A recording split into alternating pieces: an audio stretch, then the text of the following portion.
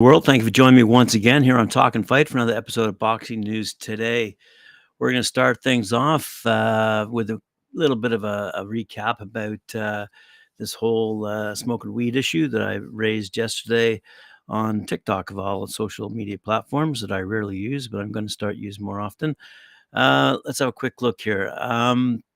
Keyshawn Davis is upset about his 10-round majority decision win over Nahir Albright being overturned due to the positive test he received for smoking pot, apparently, before their October 14th fight over in Rosenberg, Texas. The 24-year-old Keyshawn, he's 9-0, undefeated, 6 knockouts, was given a 90-day suspension by the Texas Commission, which resulted in his fight with the 34-year-old former two-division world champ, Jose Pedraza, being canceled.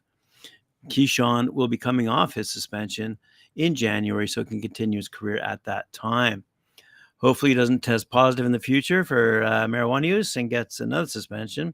Davis's promoters at Top Rank are expected to reschedule that fight anyway in the first quarter of next year. You'd think these guys would be a bit smarter when they're at the peak of their careers. All right. Let's have a quick look at another fight that has been canceled. Kamita Promotions out of Japan has abruptly announced that its event featuring a well-publicized encounter on WBC number 530-pounder and WBO AP champ Mazunori Rikishi, 14-1 by the way, and Carlos Villa, 23-1 in Nagayo on this upcoming weekend was canceled since the Mexican's passport was found stolen just before his departure from Mexico City.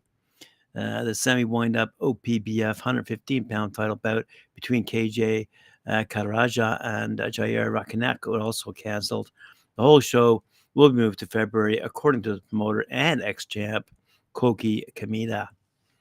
In a recent result that I didn't report on the other day, ex-champ, former WBO junior lightweight world champ Jamel Semper Fi Herring, 24-4. Quickly annihilated previously undefeated Nicholas Molina, who's now 13-1, at the Edison Ballroom in Times Square, New York. The 38-year-old Herring, returning from an 18-month retirement, was classes above Molina. Apparently, he dropped Molina twice in round one, and the bout was stopped. Time was 2 minutes, 49 seconds. Also, female bantamweight Sharetta Metcalf, 13-4-1, won a 10-round unanimous decision over Mayo Yoshida, who's now 16-4. Also, unbeaten heavyweight, 6'6", Ronnie Hines, 13-1, 8 knockouts, defeated Jonathan Gruber by workmanlike 6-round unanimous decision. And finally, unbeaten junior featherweight Micaiah Krebs, 7-0, outpointed Isis Vargas Perez, who's now 9-6 over 8 rounds.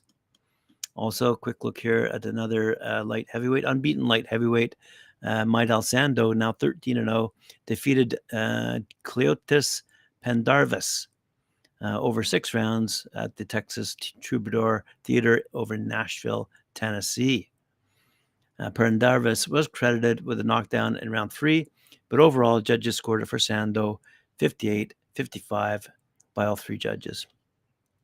Also on that card, unbeaten heavyweight Eric Arellano, 9-0, destroyed Richie Cherry, 3-12, with 1 knockout in the first round. Arellano dropped Cherry 3 times to end it. Another fight action, lightweight Julio Gomez, 5-2, stopped Dion Menweather, 2-1 in round number 5, and the bout was stopped after Gomez scored a knockdown. Cruiserweight Kevin Tonan, 3-1, stopped Elijah Lina, 2-3 in round 2.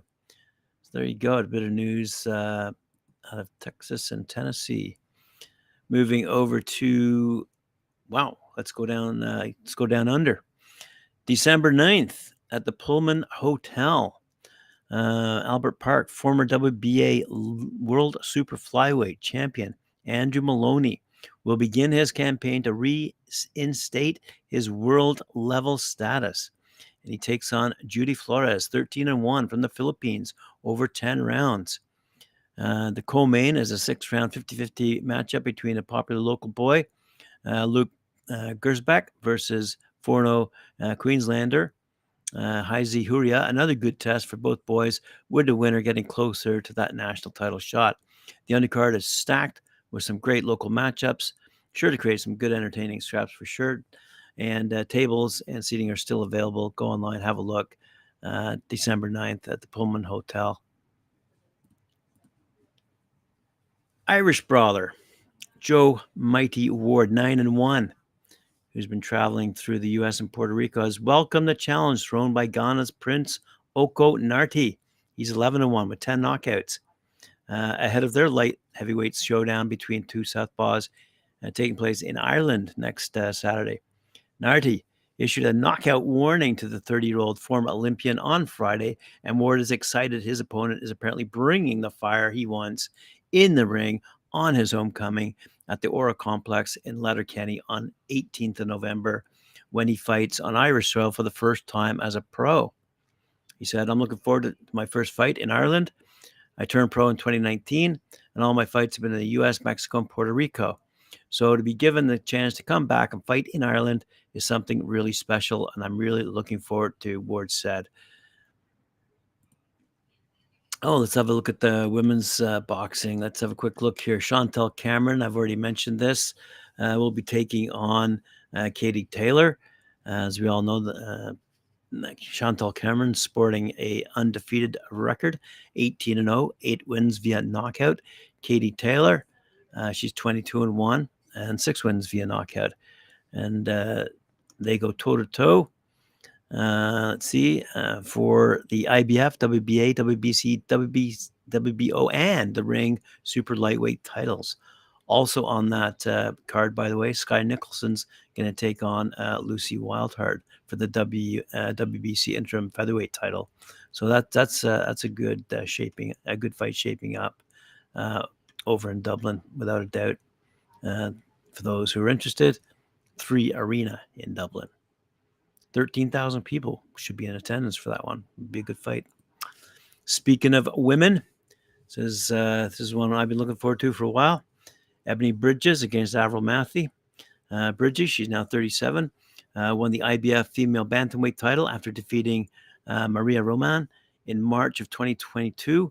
She's defended her belt once with a victory over Shannon Matthews.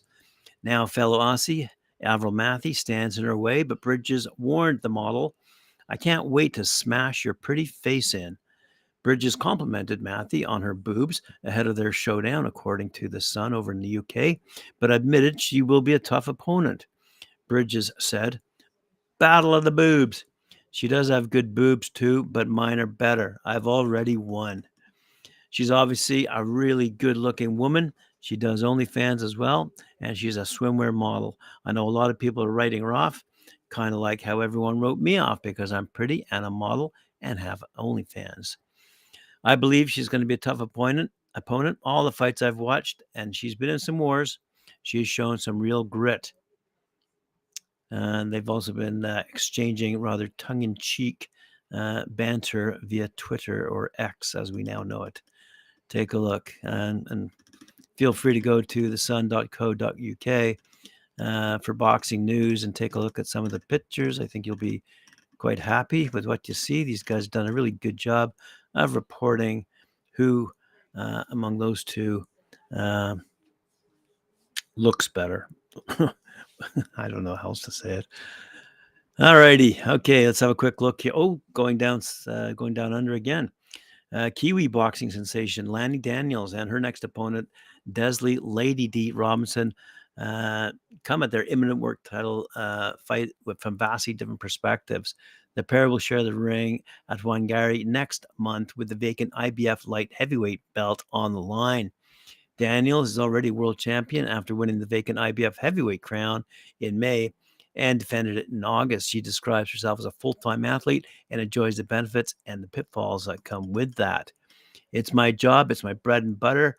Like any other job, I have my good days and my bad days, my days that I don't want to get up, but I have to pay the bills. I'm training 3 to 4 times a day. And in between that, I'm either doing washing, napping, or eating. It's not much socializing. I'm quite isolated.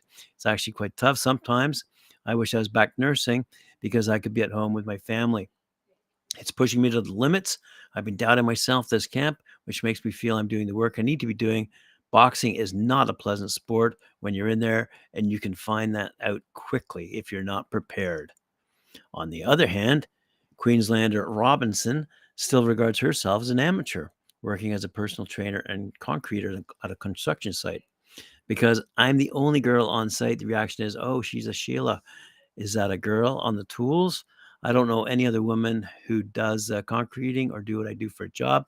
Because it's so hot, we all work with our shirts off. So the main question is, do you train? When I tell them I do boxing, they leave me to it. Let's conclude the show with a couple of quick stories that probably involve Eddie Hearn. But we'll start off with Florian Marku, who says he's the man on the way up and is sure he can make a name for himself by beating someone like Josh Taylor. He's really experienced, technical, but his power doesn't match my power, he said. My power will dominate him. I'm going to push him and I'm going to stop him. He cannot handle my power for 12 rounds or for 10 rounds, said Marku. Marku continued on by saying he's a hungry up-and-comer and he has much more desire to reach the mountaintop than Taylor, who's already been there before. As for now, Marku's promoter, Boxers Ben Shalom, said their side is already in discussions with Top Rank about the potential for the fight and have extended an offer to make it happen, but believes it would make for a great event in Glasgow. Oh, Eddie Hearn does materialize. Eddie Hearn realizes that the highly competitive nature of Joe Cordina-Edgar Vasquez fight warrants an immediate rematch. But Cordina's promoter would prefer, however, to match Cordina, 17-0, 9 knockouts, against a former featherweight champion from England in a more marketable bout, or a fellow 130-pound champion in a more significant title unification fight. Hearn mentioned Lee Wood and WBC super featherweight champ O'Shaquie Foster as potential opponents for the 31-year-old Cordina. After the unbeaten Welshman's 12-round majority decision victory over Vasquez, who's now 15-2, that took place in Monte Carlo. Said Hearn, I believe every champion should try and unify the division. I think Joe Cordina's no different. I believe he can beat everybody at 130 tonight, and the champions might be watching, fancying their chances. But for me, I love all domestic fights. I think Lee Wood, Joe Cordina's a great fight, but I'd like to see Joe face the champions, whether that's a trip to Vegas or New York or outdoors in Cardiff. Time to roll the dice in the big ones. And that, my friends, concludes this episode of Talkin' Fights Boxing News today. Hope you liked it. Remember to like, share, subscribe, hit that notification bell. We'll see you later on, 4 p.m. when I join Mike Orr for his show, Knuckle Up. And then tomorrow, 11 a.m. Eastern Time, you'll see me here again for Boxing News Today. Thank you very much.